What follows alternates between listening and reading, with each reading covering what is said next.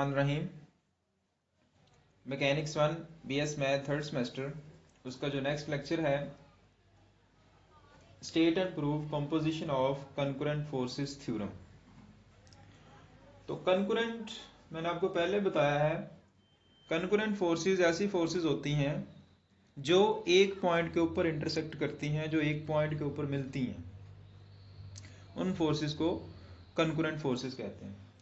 If R is the resultant of n concurrent forces P1, P2, P3, Pn, आपके पास कुछ forces हैं, उनका resultant R है, then component of R, जो R का कंपोनेंट होगा in any direction is equal to algebraic sum of components of forces P1, P2, Pn तक in that direction. यानी हम किसी भी डायरेक्शन में ले लें, जो R का कंपोनेंट होगा वो जितनी भी आपके पास फोर्सेस हैं P1, P2, P3 up to Son Pn तक, उनके जो कंपोनेंट्स होंगे उनके सम के बराबर होगा। यानी अलजेब्रिक सम, यानी उन सब फोर्सेस के कंपोनेंट्स को सम कर दें तो वो जो कंपोनेंट ऑफ R होगा उसके बराबर होगा। अब कंपोनेंट की बात कर लें, ये आपके पास एक्स एक्सिस है, ये वाई एक्सिस है, तो ये R मैंने ले लिया एक वेक्टर प्लेन के अंदर। तो आपको पता है इस वेक्टर के दो कंपोनेंट होंगे, एक x कंपोनेंट होगा और एक y कंपोनेंट होगा। Along x axis x is equal to r cos theta एक कंपोनेंट होता है, along y axis y is equal to r sin theta ये कंपोनेंट होता है। ये वेक्टर को रिजोल्व इनटू इट्स कंपोनेंट इस तरह से करते होते हैं, ये आपने पहले पढ़ा हुआ है, इसमें डिटेल में जाने की जरूरत नहीं है। चलें जी डायग्राम देखें। Consider forces P1, P2, P3 up to so on Pn are making angles alpha 1, alpha 2, alpha 3 up to so on alpha n with x axis as shown in the figure। ये x axis है, ये एक P1 force है, P2 है, P3 है, Pn, P4 है, up to so on Pn है। अब देखें जी, ये इस पॉइंट के ऊपर एक दूसरे को कट कर रही है, इस पॉइंट के ऊपर एक दूसरे को मिल रही है। असल में ये इस तरह से था, मैंने कुछ डायग्राम रेज कर दी है। क्या करें, एक फोर्स इस तरफ है, दूसरी इस तरफ है, तीसरी इस तरफ है, चौथी इस तरफ है, ये सारी की सारी फोर्सेस हैं। और अगर ये एक्स एक्सिस हो ये वाला, तो इस पॉइंट के ऊपर ये जो है वो सारी की सारी मिलती हैं। ठीक है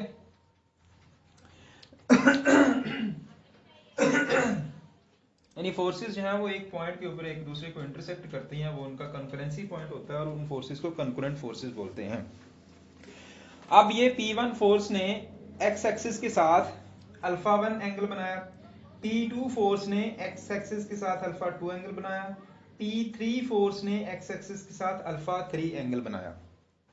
इसी तरह P4 ने अल्फा 4 बनाना था, अप टू सोन Pn ने अल्फा n एंगल बनाया।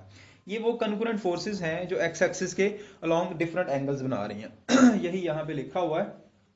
अब हमें पता है पीछे मैंने एक बात बताई थी पिछले क्वेश्चन के अंदर भी, कि जो रिजल्टेंट होता है ना तमाम कंकरेंट फोर्सेस का, वो हम उन तमाम फोर्सेस को सम कर लें तो वो रिजल्टेंट के बराबर होता है। यानी resultant of these forces which makes an angle theta with x axis, resultant आपके पास एक ऐसी फोर्स है जो एक्स एक्सिस के साथ थीटा एंगल बनाती है, इज रिटन एज R बराबर P1 plus P2 plus P3 up to Son Pn। यानी तमाम फोर्सेस को सम कर लें तो वो आपके पास रिजल्टेंट के बराबर होगा। तो R is equal to summation Pi, where I tends कर रहा है 1 से लेकर n तक।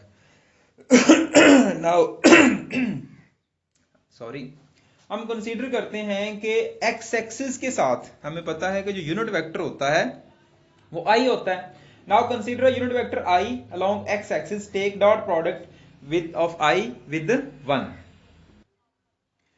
हाँ जी, डॉट प्रोडक्ट लेनी हमने, और जो x एक्सिस के अलोंग यूनिट वेक्टर होता है I, क्वेश्चन नंबर 1 के दोनों साइड्स पे, तो I dot R vector I dot P1 I plus I dot P2 up to so on I dot Pn।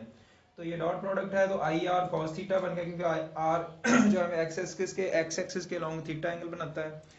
इसी तरह P1 का जो एंगल है वो अल्फा 1 था, P2 का एंगल अल्फा 2 था, तो ये I P1 cos alpha I P2 cos alpha plus plus up to so on I Pn cos alpha n। हमें पता है कि जो आई यूनिट वेक्टर है उसकी जो मैग्नीट्यूड होती है वो 1 होती है, तो 1 यहाँ पे एंटर कर दिया, तो आपके पास ये I R cos theta is equal to P1 cos alpha plus P2 cos alpha 2 plus Pn cos alpha. अब देखें ये जो r cos थीटा था, ये मैंने यहाँ पे जब डायग्राम बनाई थी तो वहां पे ये r का x कंपोनेंट था, तो ये x के बराबर है, और ये सब को सम करें तो इस तरह से लिखा जा सकता है summation pi cos alpha i। तो यही हमारा जो थ्योरम था वो यही कहता था कि n का जो कंकरेंट फोर्सेस हैं, थ्योरम वो यही कहता था कि जो आपका रिजल्टेंट है ना कंकरेंट फोर्सेस का, वो बराबर होगा उसका जो कंपोनेंट है, किसी भी डायरेक्शन में ले लें, अलॉन्ग एक्स एक्सिस ले लें, अलॉन्ग वाई एक्सिस ले लें, तो वो बराबर होगा वो तमाम फोर्सेस के अलजेब्रिक सम के बराबर। जो तमाम फोर्सेस हैं उनका जो कंपोनेंट होंगे, तमाम फोर्सेस के कंपोनेंट के अलजेब्रिक सम के बराबर होगा। तो ये सारे के सारे उन फोर्सेस के रिस्पेक्टिव कंपोनेंट्स हैं, तो इन सब के सम के बराबर है ये आपका एक्स कंपोनेंट, जो कि आर का जो है वो कंपोनेंट है along x axis. Here r cos theta is called component of r along x axis, and p1 p2 p3 ये सारे के सारे जो p1 cos alpha 1 plus p2 cos alpha 2 plus pn cos alpha n is an algebraic sum of forces p1 p2 p3 up to so on pn in that direction। यही हमारा theorem था।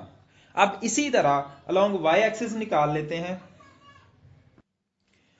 हाँ जी, next हम देखते हैं कि हमने जो i था उसका x एक्सिस के along तो रिजल्टेंट निकाल लिया। अब पहले हमने डॉट प्रोडक्ट लिया था क्वेश्चन नंबर 1 से, अब हम क्रॉस प्रोडक्ट लेते हैं क्वेश्चन नंबर 1 से, यानी take cross product of i, question number 1, i cross r is equal to i cross p1 plus i cross p2 plus i cross pn। तो क्रॉस प्रोडक्ट आपको पता है कि i cross r i r sine theta n unit vector, i p1 sine alpha 1 n unit vector plus i p2 sine alpha 2 n unit vector up to so on plus i pn sin alpha n unit vector. n unit vector दोनों तरफ से हम इस तरफ से common ले लें तो ये n यूनिट वेक्टर से कैंसिल आउट हो जाएगा, और i की जो वैल्यू है ये एक यूनिट वेक्टर है और इसकी जो एक मैग्नीट्यूड होती है 1 होती है।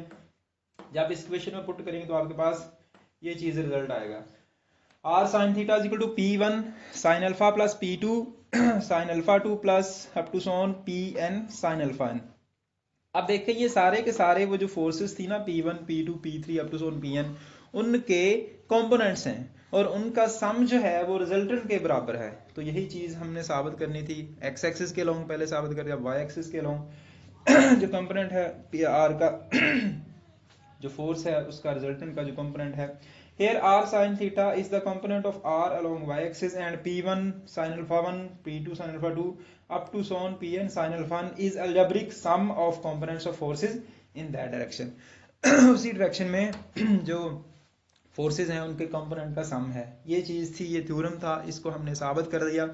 अब कुछ एमसीक्यूज के हवाले से कुछ चीजें हैं वो देख लें कि मैग्नीट्यूड ऑफ आर, जो रिजल्टेंट हमने यहाँ पे निकाला था आर, उसकी मैग्नीट्यूड क्या होगी। The magnitude of resultant is given as, हम मैग्नीट्यूड जो होती है ना रिजल्टेंट की, रिजल्टेंट वेक्टर की, वो जो उसके कंपोनेंट्स होते हैं ना उनके स्क्वायर के स्क्वायर रूट के बराबर होती है, उनका सम करें यानी x square plus y square का square root is equal to r, ये उसकी मैग्नीट्यूड है निकालने का मेथड। अब एक्स स्क्वायर आपको पता है summation p i x cos alpha ही था और y summation p i sine alpha ही स्क्वायर, ये इसकी रिजल्टेंट आ गया। डायरेक्शन निकालते हैं तो डायरेक्शन के लिए जो आपका y कंपोनेंट है वो ऊपर आता है और बटे में x कंपोनेंट आता है, यानी आर्क साइन थीटा और cos theta is equal to ये वाला रिलेशन, r से r कैंसिल, साइन थीटा और cos थीटा tan थीटा होता है और थीटा यहाँ से निकालने तो tan इनवर्स हो जाएगा, तो ये रिलेशन, ये आपका एमसीक्यूज है और ये इस तरह से इसकी डायरेक्शन निकालते हैं रिजल्टेंट वेक्टर की। होप सो कि आपको ये समझ आ गया होगा कि हमने आज जो है वो थ्योरम पढ़ा है resultant of components of concurrent forces, यानी इसका ये थ्योरम था वो हमने आज किया है। ओके जी, अल्लाह हाफिज़। नेक्स्ट लेक्चर के साथ फिर इंशाल्लाह हाजिर होंगे।